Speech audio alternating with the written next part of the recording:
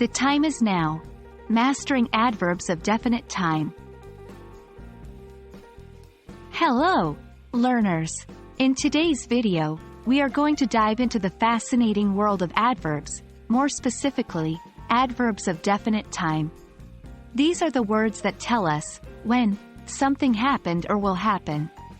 They are essential tools to enrich your conversation and writing skills in English. Let's explore them together. In the English language, adverbs of definite time tell us exactly when something happens. These adverbs are usually specific dates or times.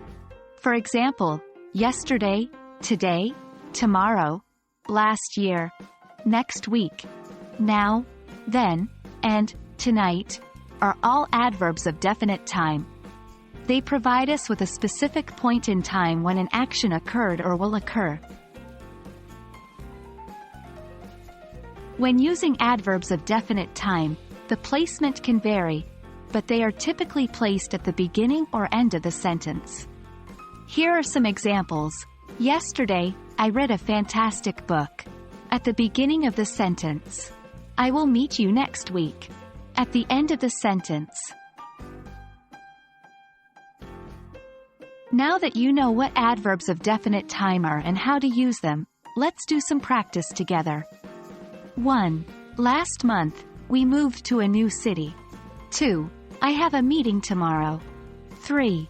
We saw that movie then.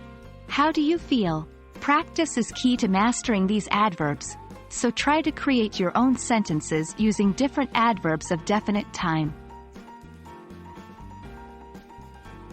Well, that brings us to the end of our session on adverbs of definite time.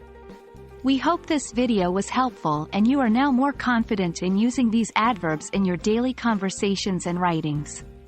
Keep practicing and stay tuned for more exciting topics on English grammar. Happy learning, and see you in the next video.